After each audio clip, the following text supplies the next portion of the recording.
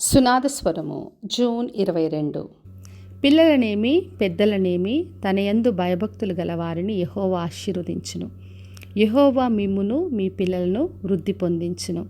కీర్తనలు 115, 13, 14 వచనములు.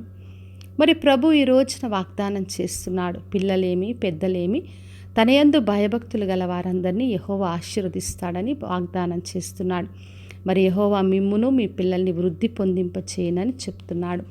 మరి దేవుడికి ఏ భేదం లేదు. పెద్దవాళ్ళైనా పిల్లలైనా ఎవరైనా కూడా ఆయన యందు భయభక్తులు కల వారందరినీ కూడా ఆయన ఆశీర్వదించే దేవుడు.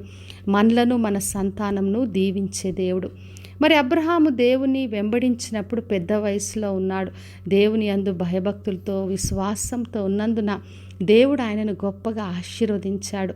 తర్వాత ఆయన సంతానమును ఇసుక రేణుల వలె ఆకాశ నక్షత్రం వలె దేవుడు గొప్పగా అభివృద్ధి పరిచాడు.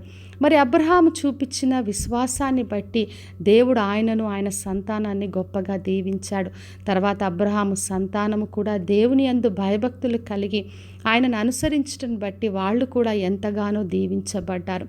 అదేవిధంగా దేవుని యందు ఎవరు భయభక్తులు కలిగి ఉంటారో ప్రతి ఒక్కరిని కూడా వాళ్ళు పెద్దలైనా పిల్లలైనా ఆశీర్వదించే దేవుడు. మరి సమూయేలు బాలుడుగా ఉన్నాడు. చిన్ననాటి నుండే దేవుని స్వరం విని ఆయన యందు భయభక్తులు కలిగి ఆయన అనుసరించాడు. అందుకే సమూయేలు గొప్పగా దీవించబడ్డాడు. మరి దావీదు అన్నదమ్ముల్లో చిన్నవాడైనప్పటికీ కూడా దేవుని యందు హృదయానుసారుడుగా ఉండి గొప్పగా దీవించబడ్డాడు. తర్వాత దావీదును అతని సంతానమును దేవుడు అత్యధికంగా దీవించాడు. అందుకే ఎవరైతే దేవుని యందు భయభక్తులు కలిగి ఉంటారో ఆయన యందు ఆశీర్వాదం పొందుకుంటారు. వారి సంతానం గొప్పగా వృద్ధి చెందుతారు. అదే ప్రభు ఈ రోజున బయలుపరుస్తున్నాడు. మరి లూకాసు వార్తలో మనం చదివినప్పుడు జకరియా అనే వృద్ధుడు యాజకుడుగా ఉన్నాడు.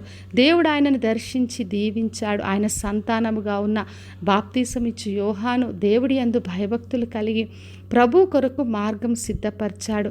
వాళ్లే కాక సుమియోను, అన్నా వంటి ప్రవక్తి పెద్దలు ఎంతోమంది దేవుని మరి విశ్వాసంతో భయభక్తులు కలిగిన వాళ్ళు ఉన్నారు.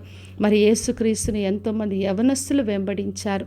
కాబట్టి నా ప్రియ సహోదరి సహోదర, మన దేవుడికి ఎటువంటి భేదం లేదు. పెద్దలైనా పిల్లలైనా ఎవరైనా కూడా ఆయనను వెంబడించవచ్చు. ఎవరైనా కూడా ఆయన ద్వారా ఆశీర్వాదం పొందుకుంటారు. కాబట్టి విశ్వాసంతో ఆయనను అనుసరించి ఆయన ద్వారా గొప్ప మేలును పొందుకుందాం. ప్రార్థన చేసుకుందాం. పరలోకమందున మా తండ్రి, మా దేవ, ఈరోజు ఇచ్చిన వాగ్దానం కొరకే వందనాలు తండ్రి. అందరినీ దీవించి ఆశీర్వదించండి. మమ్మల్ని మా సంతానాన్ని గొప్పగా వృద్ధి పొందించమని యేసు నామములో అడిగి వేడుకొంచున్నాను తండ్రి. ఆమెన్.